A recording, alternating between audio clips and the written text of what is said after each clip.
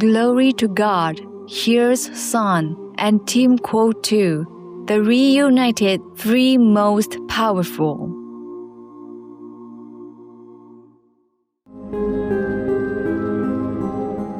Welcome to our show, Communication with Our Extraterrestrial Family, Part 1 of 2 on Supreme Master Television. In recent years, our cosmic brothers and sisters seem to be making their presence more known to humanity. Unprecedentedly, people across the globe are capturing photographic and video evidence of UFOs or unidentified flying objects appearing across our skies, while others are coming forward to share their testimonies of friendly contact with extraterrestrial visitors.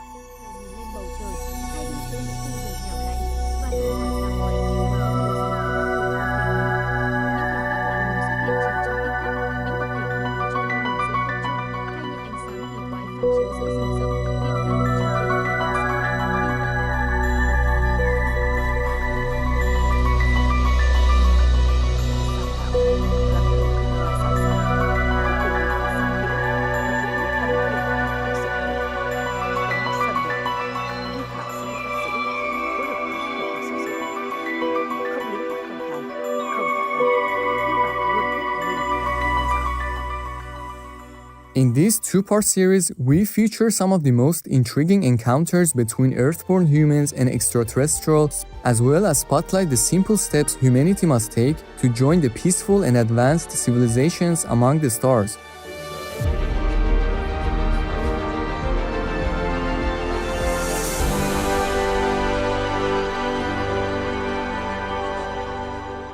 We begin with the UAP or Unidentified Anomalous Phenomena encounters of United States military veteran Jacob Barber. How long have you known this secret about unidentified anomalous phenomena being of non-human origin? For more than 10 years. After retiring from the US Air Force, Mr. Barber later took part in a recovery team assigned to retrieve crashed aircraft in the desert. While operating as a helicopter pilot during two separate recovery missions, he believed he transported flying objects not made on the planet Earth. The first one he calls the egg. So tell me about the moment when you realized that you were involved in a retrieval of non-human technology, alien tech. So it became very clear the first time our communication process and procedure was modified. And then just visually looking at the object on the ground, you could tell that it was extraordinary and anomalous. It was not human. How close did you get? Well, I was a helicopter pilot and I operate with 150 foot to 200 foot long line. So I got within 150 feet of this object. I saw an egg, a white egg. It was like pearly white, like a metallic pearly white, the best I could assess. There's no engine, there was no thermal signature. I can also tell you that the reaction by my team, we all knew we were dealing with something extraordinary.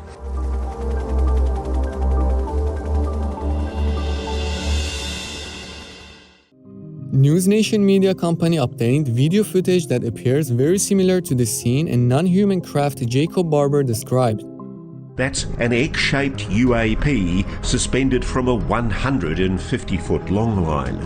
We're told the craft is about 20 feet long. The egg suspended in a cradle. Look at how perfectly smooth the craft is. No markings at all, and no visible means of propulsion or way to see inside. Mr. Barber refers to the second non-human craft he transported as an 8-gun. The 8-gun was essentially a flying disc with what looked like 8 delineated sections when looking down. So as I get closer to this pick site, I start feeling odd. I start feeling extremely emotional. And the closer I get, the more the emotion starts to overwhelm me. I feel this intense hybrid of sadness and happiness and beauty and song. And it was very disruptive to me because I had a very practical responsibility at the time to operate a helicopter in the mountains at night. And I began wondering what was wrong with me. It was late. I'm like, am I distressed? Am I tired? And I don't know. But as I came over this object for the pick, there was this overwhelming sense of emotion. Mr. Barber then felt something within the craft communicate with him peacefully through telepathy, profoundly impacting his life. I felt like something connected with me. I felt like something had tuned in to me and my soul and was providing me some sense of guidance on what to do and how profound what I was doing was. And it was so overwhelming that I began to cry. Was it loving? It was loving, but there was a sense of sadness at the same time. It was a very feminine energy, I'll tell you that. It felt like the spirit of God, but not in any masculine sense. And it wasn't like a soul, it was like a frequency that I was connected with. And whatever that force was since that night, it has stayed with me. And as crazy as this sounds, it's what's guiding me now. And it's what's providing protection for me. It's changed my life. During an interview with News Nation Media, Jacob Barber stated that he would 100% testify under oath to the United States Congress that his two encounters with non-human craft are true. Now we will share a second fascinating UFO and extraterrestrial testimony from another United States military veteran, the late Clifford Stone. I was involved in situations where we actually did recoveries of crashed saucers, for lack of a better term, debris thereof. There were bodies that were involved with some of these crashes, also some were alive. Sergeant Clifford Stone served in the United States Army from 1969 to 1990. Then, over the last 20 years of his life, Mr. Stone publicly stated that during his military service, he was part of secret UFO crash retrieval teams. I've been involved where we have recovered these objects. We know them to be of extraterrestrials. I know we're not alone in the universe. I stand before you today in my almighty God, and I tell you this. If Congress calls me in and says, will you testify in detail what you know? I stand here today prepared and ready to do just that. Throughout his military career, Sergeant Clifford Stone participated in approximately 12 UFO crash retrieval missions that spanned the United States, Europe, and AULAC, or Vietnam. While participating in these UFO crash retrieval teams, Mr. Stone was shown a book that listed the medical records of 57 extraterrestrial species that have visited Earth. He referred to the extraterrestrials as our visitors. The truth is, when I was in the military, there was some medical personnel who would have to provide first aid for our visitors if we got there and there was some that were still alive and injured. They had a book. That book was to tell how to do certain first aid for certain injuries on our visitors, and they had to know what to do for each and every species. That book listed 57 different species. Sergeant Clifford Stone also stated that since childhood, he maintained a friendly relationship with an extraterrestrial being named Corona. The entity that chose me to follow throughout my life, I know him as Corona, and he always told me, Corona with a K. He's from a planet that's approximately 100 light years from planet Earth. Eventually, he came back to me as a little boy, and he says, you know, I'm going to be following you throughout your life. This is the way my species and other species learn about the way you people live on this planet, your various cultures, your likes, your dislikes, your beliefs. Based on his conversations and interactions with Corona, Sergeant Clifford Stone shares insights into how Corona's society functions, as well as their perspective on faith, everlasting life, and God Almighty. They work towards the common good of their society. Unlike us, where a lot of times we are pulling at one another. There's competition, but the competition is working towards the common good. When my son passed away,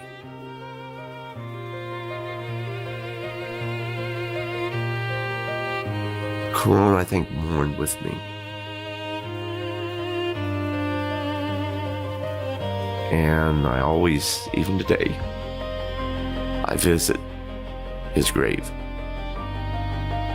But one day I was praying and Corona said, "Do you mind if I pray with you?" And I said, "Not a problem, pray in your own way." And he got down on his knees just like we did. And people hate this part of it. But I said, "Do you have religion?" And they said, "Religion? Isn't that something that's created by man? Do we have faith?" Yes, we have faith. Do we believe that there is that which you call God? We accept that based on our science. It's no longer a faith-based idea that there is a creator, that which you call God. That truly is. Do you believe in life after death? Yes, they do. In closing, Sergeant Clifford Stone encourages humanity to spiritually evolve and unite, so that we may explore the cosmos and visit the home planets of our benevolent cosmic brothers and sisters. We have to work in unison as a people, a united people. Let's go ahead and start preparing ourselves to where we ultimately will take that giant step to where we're going to be visiting other planets out there in other solar systems. And we have to, once again, I'll use the word, grow spiritually as a group of people, the people representing mankind on planet Earth. We thank the late Sergeant Clifford Stone and Jacob Barber for their incredible courage to publicly share their personal accounts of interacting with extraterrestrials and UFOs. May your testimonials inspire us all to seek a greater love for ourselves, all beings on planet Earth, and all life across our majestic universe.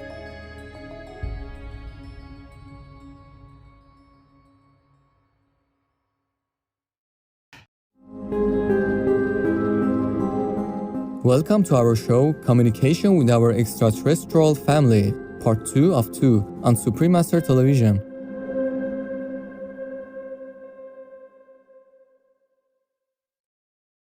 One of the greatest and most fascinating questions of our time is, are we alone in this universe?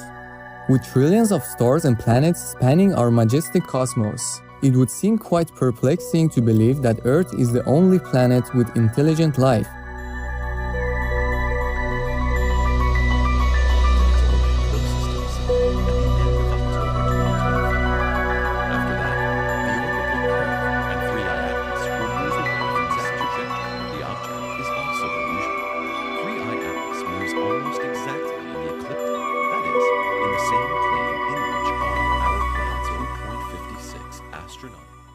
In recent years, there have been increased sightings of UFOs or unidentified flying objects reported across the globe. This has led some to believe that extraterrestrial life may exist on other planets, and possibly that intelligent life on Earth has not yet revealed itself to us.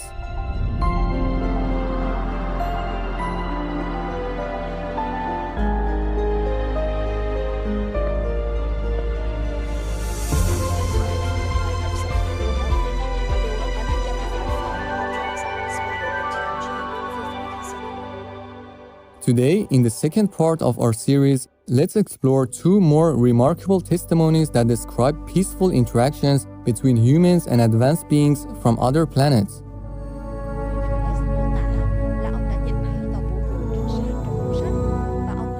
We begin with the first-hand account of United States military veteran Charles Hall. And of course, one of the biggest shocks is they were so similar to us in so many ways. They love their children, they have a dry sense of humor, they love to tell jokes and laugh. Between 1965 and 1967, Charles Hall was stationed at Nellis Air Force Base in Nevada, United States, as a weather observer. At 3 a.m. each morning, Charles would travel 20 miles alone into the desert to a weather observation shack to perform his daily duties. While working, Mr. Hall discovered a fully operational extraterrestrial base isolated in the mountains on Nellis Air Force Base property known as Area 54. Over time, he developed friendly relationships with many extraterrestrial beings who would often visit him at his weather shack during the early morning hours. He refers to the beings as the tall whites because of their light complexion and ability to continually grow taller over their 600-year lifespan. They use the base at Indian Springs up in Area 54 for the same purposes that the U.S. Air Force and the U.S. Navy use bases in the Pacific. They use them as a place for their deep spacecraft to put in, to refuel, to refurbish, and stand out to space again. He provides a physical description of the tall whites and highlights their unique personalities. They're humanoid. Their skin is as white as a piece of paper. Throughout much of their adult life, they're the same height that I am, 5'11", 6 feet tall. They have large eyes.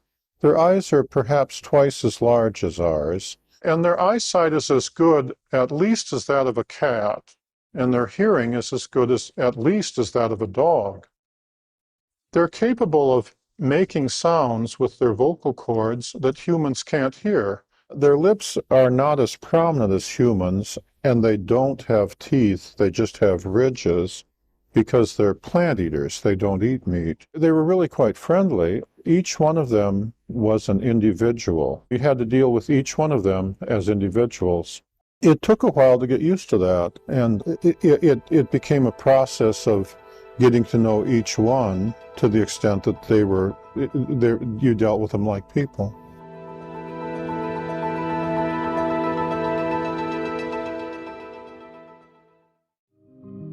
Oftentimes, entire families of the tall whites would come to see Charles at the desert weather shack. He shares more about their family dynamics and relationships. The women were very proud of the fact that they loved their children. The men were too, but the women were immensely proud of it. The children never disobeyed their parents that I ever saw, and the parents would do anything for their children. So when they traveled in family groups, they were very tightly knit. One of the tall white beings Charles became most friendly with was known as the teacher, a female who often brought extraterrestrial children to visit him at work. He affectionately shares an interaction from one of her visits. She was pointing up to the stars in the sky, and she said, "You can see all the stars in the sky. Surely you didn't think you were alone." And at the time I had, and then they were all laughing. And it just seems so obvious to me when you go out at night and you look up at the stars of the sky, that whatever God did to make life here on Earth, he must have done it again because there are so many stars in the universe and it's so vast. Wow, Charles Hall's testimony of meeting the tall whites reminds us that extraterrestrial life across the universe may be much more like us than we believe.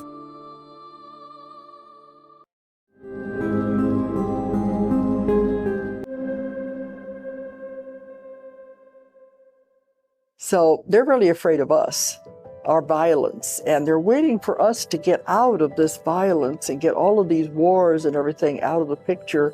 Then we can join with them. The late Dolores Cannon was a self-trained hypnotherapist, UFO investigator, and trailblazer in the field of past life regression.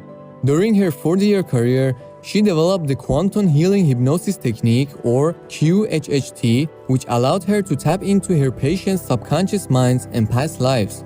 In the mid-1980s, Miss Cannon began conducting past life regression therapy sessions on people who had previous encounters with extraterrestrials. She stated that during these sessions, the extraterrestrials began communicating directly with her. When I was working on this for quite a while, the ETs began coming through these people because I work in the deepest possible level of trance. They would come through and they'll say, "You're the one we're supposed to give the information to." The extraterrestrials first shared with Miss Dolores Cannon their hopes for humanity to evolve into a more loving and compassionate society. They're afraid we're going to blow up the earth. They don't like the fact that we're doing all these horrible things. So they said they can't understand how we can kill someone of our own kind.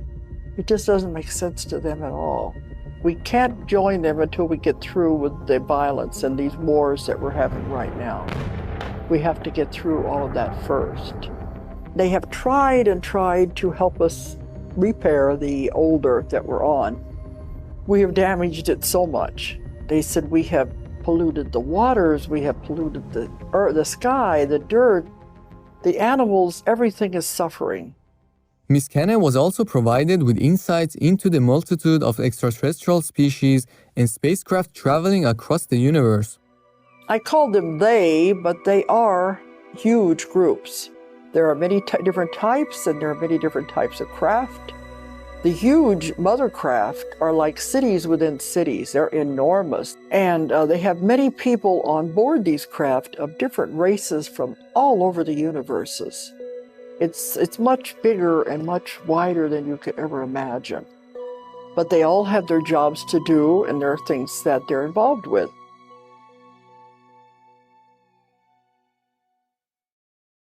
The extraterrestrials also shared a message with Miss Dolores Cannon to convey to the humans of Earth. They do want us to join with them eventually, but they want us to know we are children of the stars. We have been created and taken care of since the beginning of time.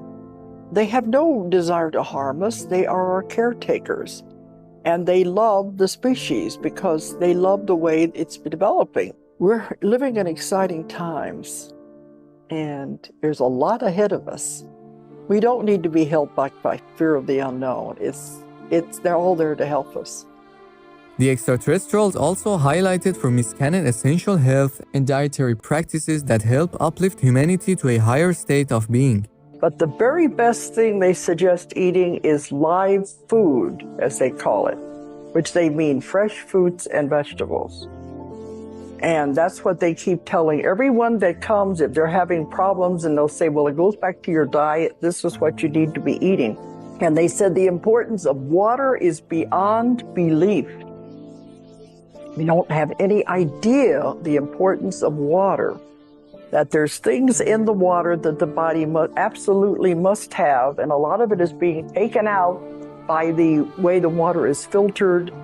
Our most compassionate Supreme Master Ching Hai, vegan, has also revealed the key steps humanity must take for Earth's society to elevate and rejoin benevolent galactic civilizations. Hi, Master. Hi. Wow, it's just so much blessing we have. My first question is, are most physical planets vegetarian? Oh, plenty, of course. Yes. Oh, wow. Yeah, as many as non-vegan planets. There are also as many vegan planets. It's countless. In our galaxy alone, there are countless already. Yes. And these vegan society planets, they are more advanced than us. Yes. They even have a traveling belt, you know? You just wear a belt on your waist like this, huh?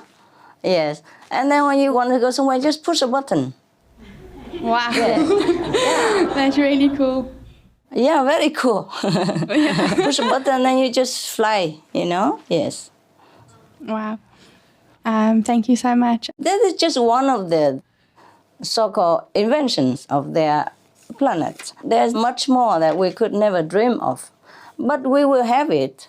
We will have all that and more if our planetary population becomes more compassionate, more calm, you see, and more developed inside through calmness, through meditation, through the vegan diet, through compassion. Yes. People do research and they recommend, they say that meditation calms the mind, yeah? Makes your heart open and more compassionate, more intelligent even. Thank you, most beloved Master, for this inspiring reminder that a compassionate, vegan way of living not only uplifts our own hearts and minds, but may also open the door to a more advanced, harmonious, and peaceful future for humanity. We thank Charles Hall, Dolores Cannon, and the many other brave humans who have come forward to share their experiences of meeting our benevolent family from other star systems. We hope their messages remind our viewers that if we truly wish to create world peace on planet Earth, we must first cultivate peace within ourselves.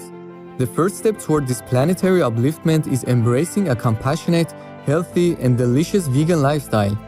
With this single choice, you not only help save countless human and animal people lives, but also show our galactic sisters and brothers that humanity is truly ready to unite with their spiritually advanced civilizations. Vegan. Now, to save yourself. Our deepest gratitude to the reunited three most powerful, God, Team Quote 2, and the Son of God, for saving our beautiful planet and all beings on Earth.